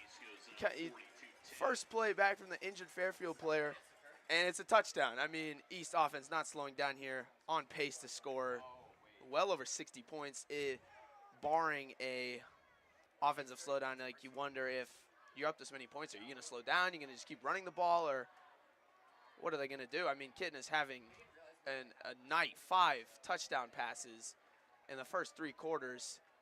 He is playing out of his mind right now. Yeah, call me a conspiracy theorist, but last week, Fairfield lost to West 50-14. East is currently on pace to destroy that. And you wonder, are they trying to make a statement to the other GMC teams out there right now that they cannot be slept on? I mean, I think they proved a lot last week against Princeton, a game, honestly, like they should have won. They're coming out here. They're not letting that loss get to their heads. They're dominating right now. I think they want to show a message to West that it's not going to be like last year. West is not going to just steamroll all over this team. They are ready this year. And honestly, from the way they've played, I think they've played better than Lakota West this year. Showing it here. What a showing from this East offense. Especially that East offense. West offense slow at times. I think if East can put up over 50 points, I mean, what a confidence boost for that East offense that was already firing on all cylinders. I mean, UAB's got to be happy they're getting a guy like JT Kitna committing to their team. He's a special player. I mean, he now has 12 passing touchdowns in the GMC that leads it by a large margin. He is showing that he is the guy in the GMC. And I think another thing we have to talk about, we talked about kicker catastrophe last week, but they've really changed it around. Got the onside kick. All 6 PATs now have been good from the freshman Fitzstevens. And, I mean, they really ironed out those faults they had last week against Princeton, and really everything is working for East right now. Handoff, fake. And it's picked off right to Connor Cruz. He's got a lane. He's cutting back.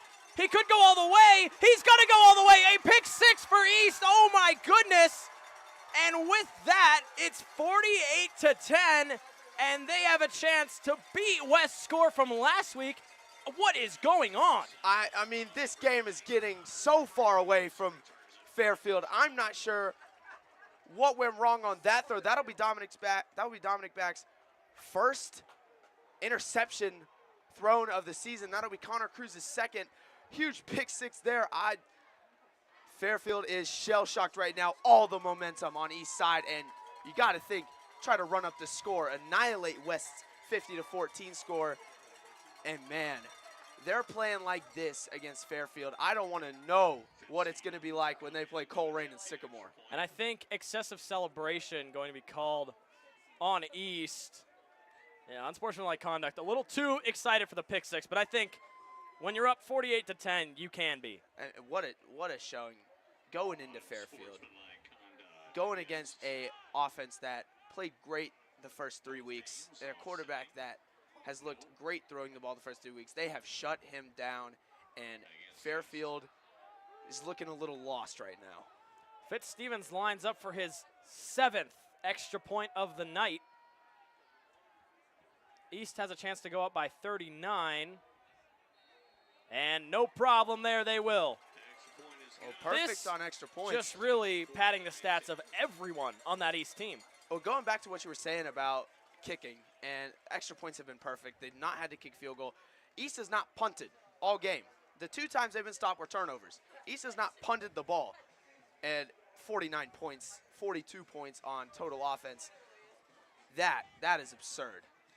Yeah, and I think it's interesting we talk about coming into this game what we thought would be a quarterback battle, but I think we're seeing now Dominic Beck maybe didn't play the best competition, but I mean, even last week against West, he was able to get 2 passing touchdowns. This East defense has just shut down Fairfield altogether.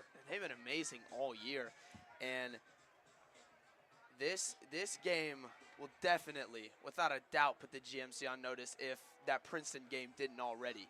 East is going to be a problem this year. And what I think a lot of people thought would be a 2-headed race to the top of the GMC, obviously Princeton and West, East is definitely in that category now. And I think with the way this East defense has played, you wonder, is this a better defense than Princeton's? What are they going to be able to do against West coming up? I mean, Princeton was able to hold West to just 6 points, and this East defense has played amazing. And I think it's going to be an amazing game to watch, East versus West, the rivalry. Another squib kick. It's going to go out of bounds. So Fairfield will have some pretty good field position to start off. And at this point, if you're Fairfield, you're looking for anything to maybe work upcoming weeks even. I mean, you're down 39. Pretty much garbage time. Maybe time for Dominic Beck to get some of those stats back that he lost. Well, if they're trying to come back, looking pretty bleak right now. But if you're trying to come back, you're going to have to throw the ball. And you saw in the last drive, pick 6. So what do you do here? Do you just run the ball? Running the ball is not going to get you back in this game. Do you concede defeat right now and just keep running the ball down the field? Maybe you'll break off for a huge run. And Tyler George looked for a second like he might get away, but strong tackle by who else? Cohen Reap stops him in his tracks. Second down and about 2 coming up. Still running that hurry up here in the second half. Handoff to the left. And Parker Elam swallows him up. Man, Parker Elam switched to D-tackle this game, and he has been firing on all cylinders tonight. Man, he's been incredible all over this Fairfield offense. And Fairfield still working with the hurry up. Obviously, if they do want to come back, they have to act quickly. And I think interesting to see Fairfield doesn't run a tight end, and yet their run game has still been pretty effective. Credit to those O-linemen who really haven't allowed too many sacks. It's really been turnovers in the passing game and miscues on offense that have really hurt them in this one. Well, Fairfield's starting to move the ball now, and they're still running that hurry up. They're getting the screen passes, trying to avoid another interception. Fake handoff, back will take it. Taken down by Cohen Reap after a gain of about 5 or 6. It'll be second down and about 3. Still in the hurry up. Back in those stacks on the sides. Another screen. We've seen this from Dominic Beck today. His screens are just not getting out far enough. I don't know what's really going wrong with them, but I mean, on 50% of the screens are just, it's getting dirted. I'm not sure what's going on. And may have heard running clock. Obviously down 39. Don't want any unnecessary injuries or anything going on. Tyler George will take it up the middle. Swallowed up. I believe the ball came out, and Cohen Reap has it, but they're going to call Tyler George down. That would have been his second fumble of the game. He's not had, he had the rushing touchdown earlier, but really not had a night. I mean, he had the fumble earlier, so not one to remember. Throw out to the left side. That's Miller. His first catch in a while.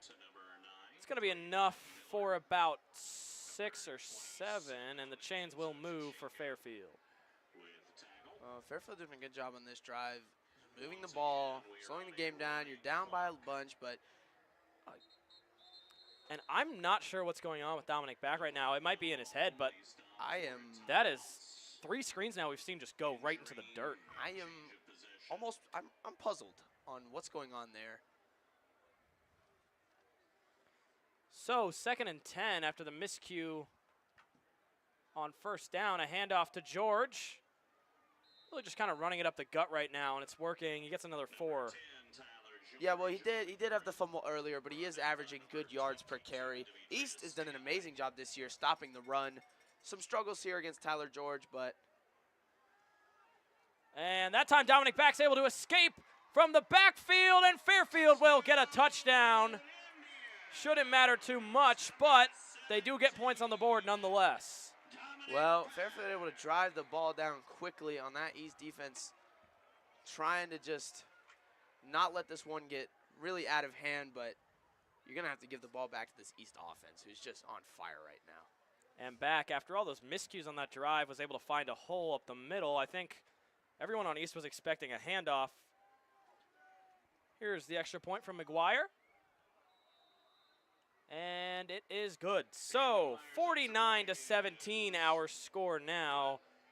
And it'll be interesting to see if East continues to fire with this offense. They weren't scared to throw the ball coming out of halftime. We'll see if they continue it. Yeah, I mean, they had the big play to Jaden Shea right at the gate, about a 40-yard, I thought it was more than that, maybe 50-yard touchdown pass.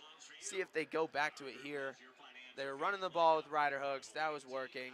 Just East offense looking unstoppable right now. And I think maybe if you're East, if you score again on this drive, you start putting in maybe a few backups. Don't want any unnecessary injuries, obviously, especially when everyone on your team, all those starters are really on the same page now. I mean, also a chance to kind of pad the stats. JT Kidna already having 5 touchdown passes in this one. Maybe you can have a record-breaking night if they keep them on the field. Have to see what they do here. Fairfield lines up for the kickoff. First time they've scored since the first half.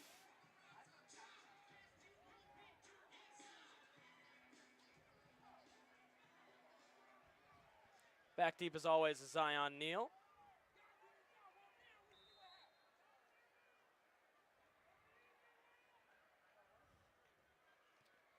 And a squib that bounces right into the hands of Chauncey Peck. Peck gets up to about the 37, and that's where East will come back out on offense. East has gotten a lot of good field position off kickoffs and turnovers. They had the fumble, they had the pick 6, and their offense is just nobody's stopping them right now. And you wonder what East offense will come out with to try and ruin this homecoming game some more for Fairfield in this one. Maybe trying to rub it in. I mean, after that heartbreaker for East's own homecoming game, they really are not laying off the offensive production in this one. And with all 3 receivers still out on the field, we should see some more passing. As it's another fake handoff, here is Derek Williams, his first catch of the game.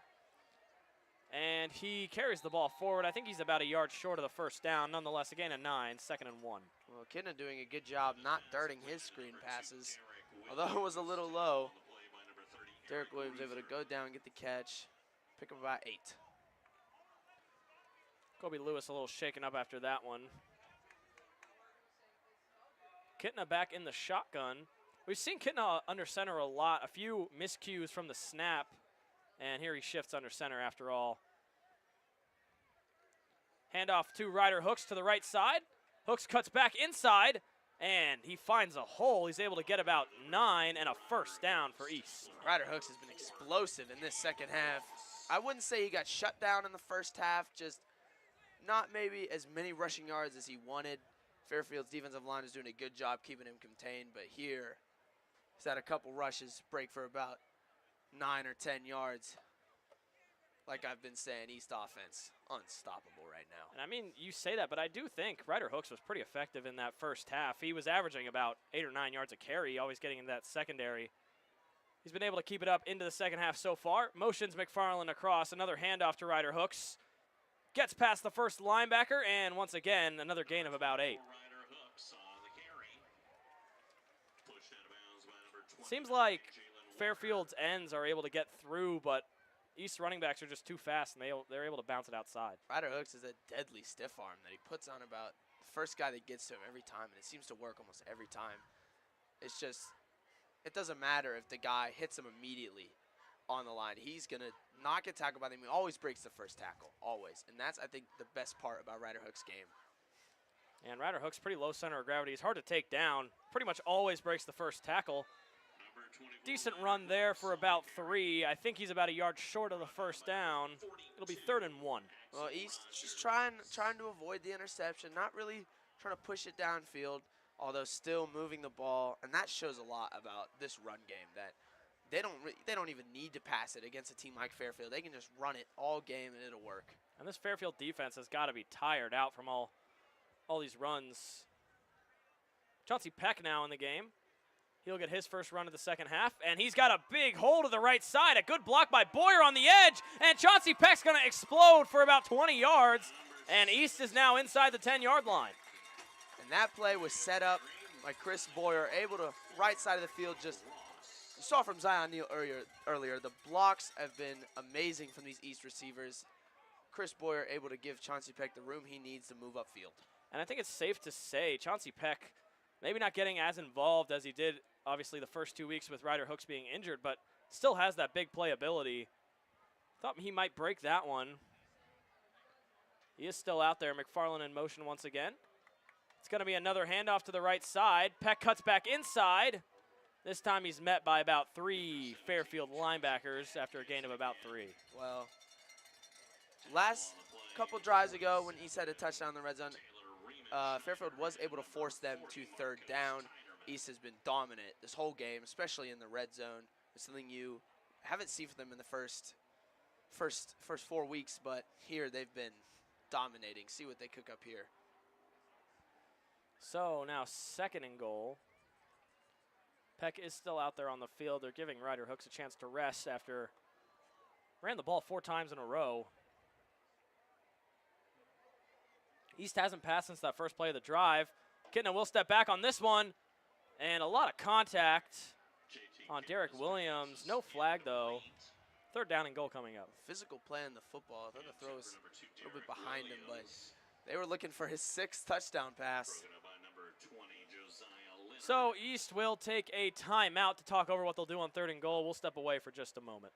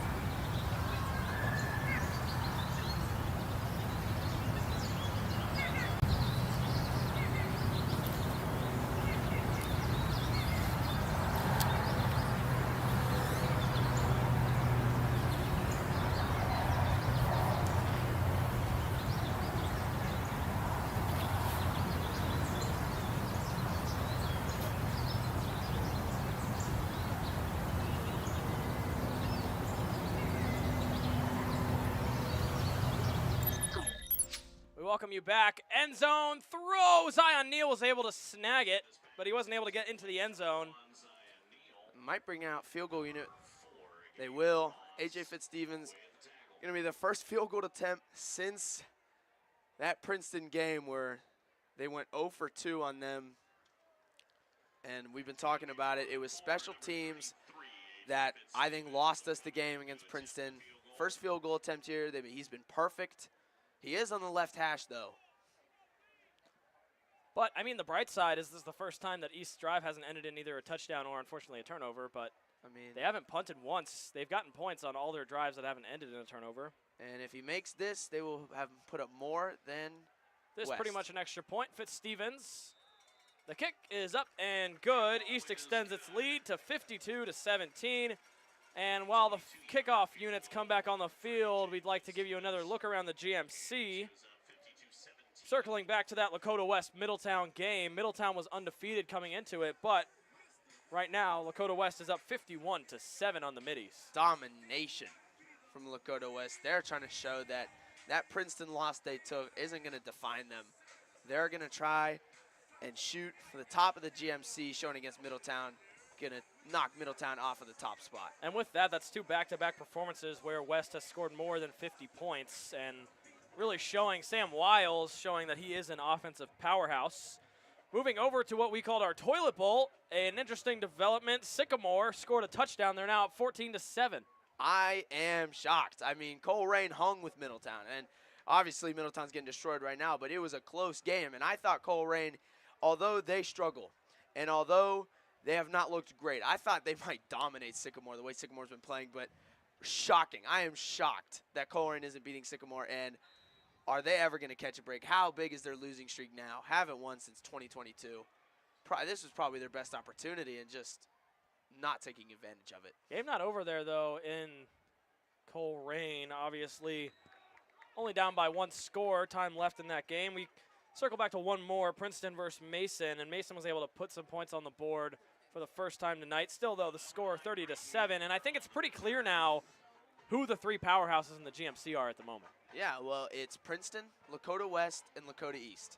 And that East-West game later in the season is going to be definitely game of the week, possibly game of the year. Who's going to be number 2 in the GMC, barring an upset? Yeah, and I think with Princeton beating Middletown the way they are, I think Princeton has a pretty clear path to an undefeated season inside the GMC. Yeah, well, they took the loss week 1 to Muller, but showing that that's not the team they are. Handoff up the middle will go for about 9. Tyler George has been productive in the second half when when Fairfield's been on the field, which unfortunately hasn't been a lot for them. Well, it's not going to get you back into this game. Still in that hurry up, George again. It seems like they're running the same play over and over, and East just has no answer. Well, it's been interesting. East has done so well stopping the run this year, and Fairfield, I don't know if it's the linemen doing a great job getting holes, but not been able to stop the run here. But just the way this offense has been playing, it has not mattered. He's been very good against the pass, and we see it there on the screen. He's just swallowed up there. Carson Schroyer got to him and didn't let him go. First screen pass in a while that we've seen actually make it to the receiver.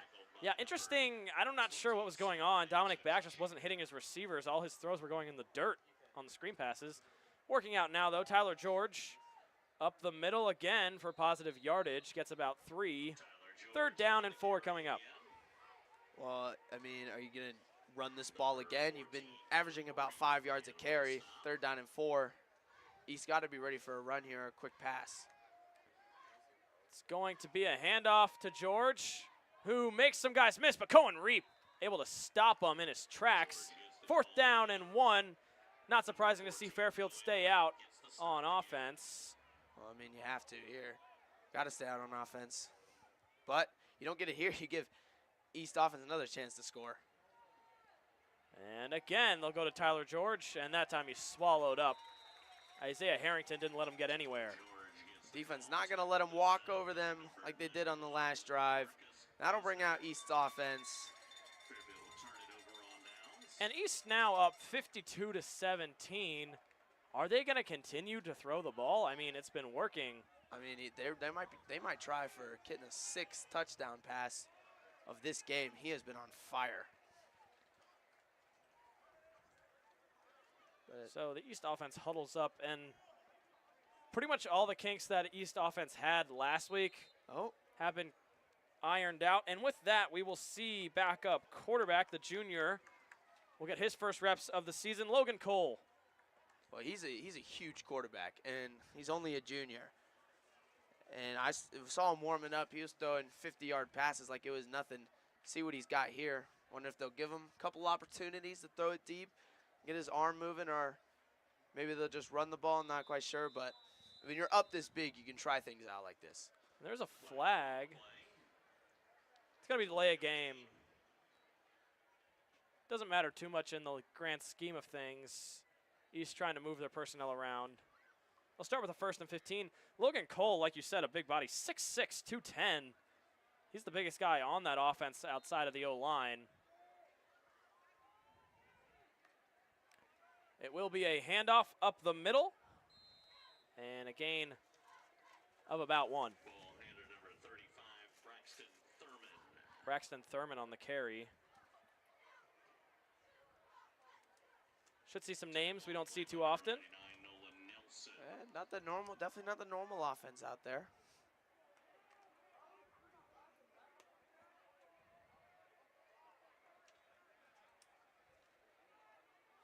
Logan Cole lines up in the shotgun. This another handoff to Nelson up the middle, and he's got positive yardage. About a yard short of the first down. There is Fairfield player banged up. He gets up, though. Well, now East just running the ball. Clock is ticking. 6 minutes, 35 seconds. Just trying to run this clock out. Not do too much. Avoid the interception, but 3rd down here. See if he might throw it. 3rd and inches. Logan Cole still in the shotgun. And this will be a pass. His first attempt of the season. Pressure's coming from behind. He gets it out. Strong catch there. Huge throw and huge catch. I'm shocked there wasn't pass interference. I mean, it does not matter. Wonder if they'll spot at the 1st down. Beckett Bush with the impressive physical grab there. Came back to the ball. It wasn't enough for a 1st down, though. Number 20, Josiah Leonard with the stop. Defender on his back. That was a tough catch. 4th and 2. Handoff. Nelson trying to power forward. And it's close. Number 35, Braxton Thurman with the carry. Thurman Gonna be an interesting tried to spot. power forward. Gonna be a tough spot. I think he got there. I think they might bring out the chains. Will be 1st down. So they'll give him the new set of downs. Clock is ticking. 5:30 left in this game. He's taking their sweet time. Logan Cole looks pretty confident out there for his first drive. I mean, yeah, perfect throw in the first one. Running the ball a lot, though. But looking calm and composed in the pocket. Thurman stumbled, tried to get back up, but he wasn't able to. Number 35, Braxton Thurman with the carry. And you got all your backups out there now. Schwartz. Getting probably looking to next season, what he's going to replace these 19 starting seniors with. I mean, it's going to be interesting next year. Who's going to step up? Are they going to play to the same level that they are this year? But I think right now, just cherish the moment, play this season, and enjoy what they've been doing. Cole airs it out. A good throw to the right side is caught for a 1st down. And Cole's got the chains. Not moving yet, but a gain of about 6. I mean, he's looks pretty good back there. Connect on his first 2. They've been quick throws. Have been low to the receiver each time they able to catch it. JT Kitna giving him signals there. Miller with the grab there on that one for the 1st down. A little bit of a jumbo package here. Maybe another handoff to Thurman. And it will be. He finds a hole. Gets about 3. I believe they're going to be a yard short. It'll be 4th and inches once again. Wouldn't be shocked to see them go for it here. Number 63, But Colgrove maybe. with the tackle. I don't know if you want to be dangerous, you can send a field goal unit, try to maybe get them back in a groove, but I think a little too far here for that. And we have an East player shaken up. They'll check him out, and we'll step away for just a moment.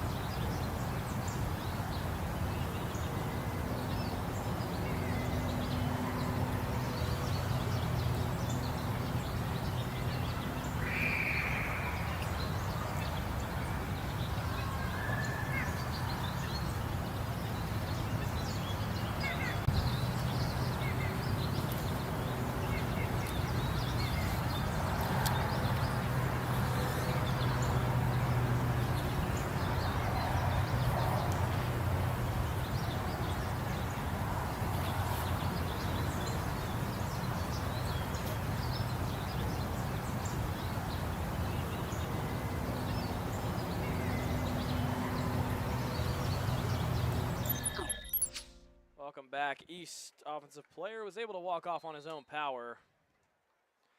If you're just joining us, this has been kind of a bloodbath.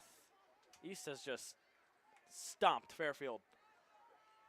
It hasn't been close from the first drive. I mean, here's Thurman. Has enough for the first down. East will continue this drive, and the clock ticks below 3:30. We want to bring your attention back to the toilet bowl we talked about earlier. Score still 14-7 for the two winless teams in the GMC. Sycamore looking to hold on to that lead. 3 minutes left. from what I can gather from the play-by-play, Colerain has the ball on their own 2-yard line with 3 minutes to go. It's going to be a tall task for them, and prayers for Colerain fans and players. No win since 2022, and honestly, like I said earlier, their best opportunity to win a game, it's slipping out of their hands right now.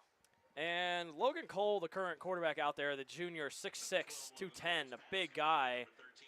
And all 4 of his first passes, obviously that screen pass not too effective, but all 4 of his passes have been complete coming out. I mean, he's looked strong in the pocket. Not a lot of pressure on you right now when you're up 52-17, but showing what he can do. Maybe next year he might be the guy.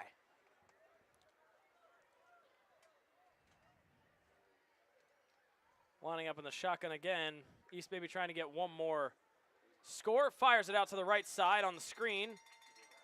And good, powerful run will give East about 7 yards, second down and 3.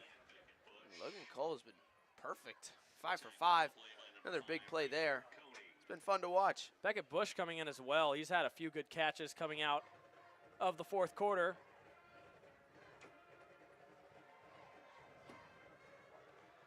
In the shotgun, it is 3rd down and 5. Hand off to Thurman, and he breaks through the first line of tackles. He's still up, looking for the end zone, and he's got it! Braxton Thurman, and East now has a 58-17 lead. Man, he wanted that touchdown. You see the way he was running, refusing to go down, getting his first opportunities to run the ball, and see him celebrating with his teammates. It was a huge run.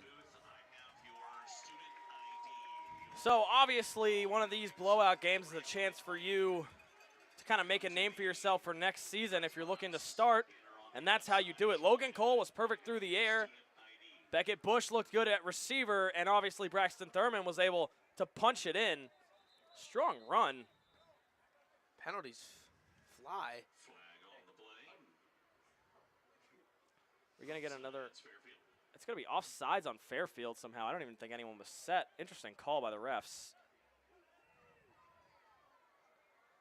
Wonder if maybe with the closer to the goal line, nah, they'll kick the extra point. Wonder if they might go for the 60 bomb. Yeah, I mean, Fitzstevens has been perfect on extra points. This would make him 8 for 8 on extra points. Oh my goodness. Well, special teams, no problems here in this week. Big bounce back from Princeton. With that, that'll make the score 59-17.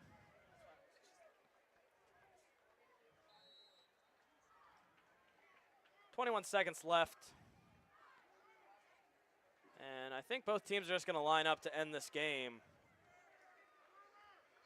Final score of the game, your Indians fall. So that will do it then for this game. And man, what an impressive victory for Lakota East, who next week gets a chance to take on Middletown, who was undefeated until they just lost a huge one to Lakota West. Beck, I mean, what do you think coming up into this next game? All I know is East's offense dominated tonight.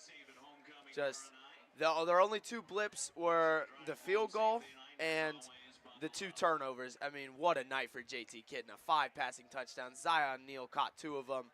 Just everything was working. Everything was clicking. Running the ball, passing the ball. East offense could not be stopped. So with that, we want to thank you for watching. Big shout out, obviously, to our boosters and sponsors, Butler Tech, Lakota East Spark. I'm Max Earl. With me is Beck Lucas.